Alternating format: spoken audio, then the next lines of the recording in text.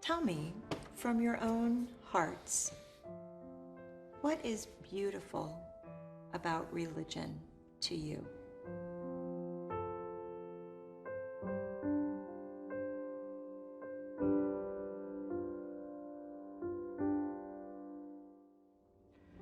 You know, we've always used the metaphor that religion is like a cup. It is a container, and the water inside is the spiritual message. The message of every religion is exquisitely beautiful, but it needs that structure, it needs that container to hold it. The problem is that we spend much of our time, much of our energy just polishing the outside of the cup, but not doing very much about the spiritual water. The beauty of religion is the potential it has to be an effective bearer of spiritual teachings. And in the case of our religious institutions, the purpose is to lead us to greater possibilities for healing by bringing us together, helping us to learn to cooperate, to recognize the oneness that brings us together and that affirms our own worth in ways that money, power, and other things can't even approach. I think community is a basic human need.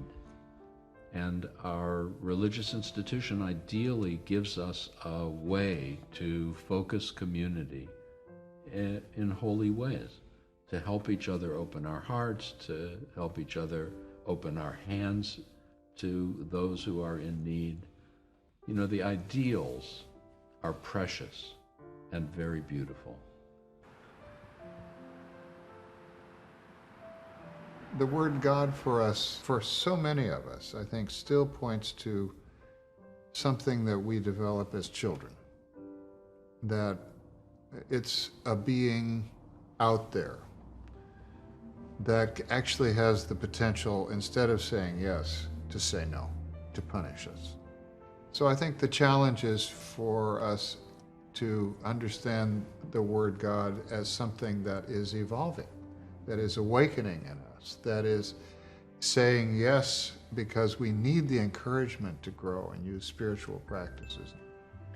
For me, my sense of God has really come from this practice since childhood on meditating on verses of the Quran.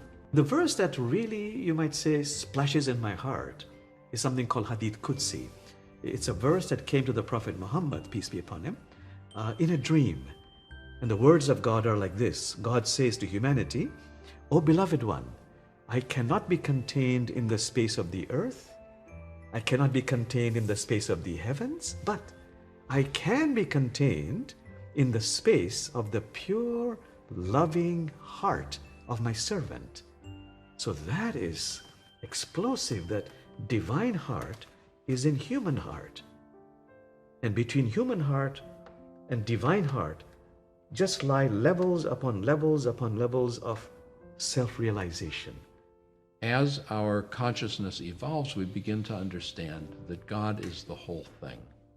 There's a line in Deuteronomy that says, "The absolute transcendent one awakens within each one of us." And that's all there is. There is nothing else except for that presence, except for that being, except for that energy. We are that energy made manifest on this planet with the consciousness we carry. So that these are the hands of God, and this is the mouth of God, and we all are wearing the face of God. And our task is to translate the incredible compassion and love of the universe to support each other, to support our planet, to grow ourselves.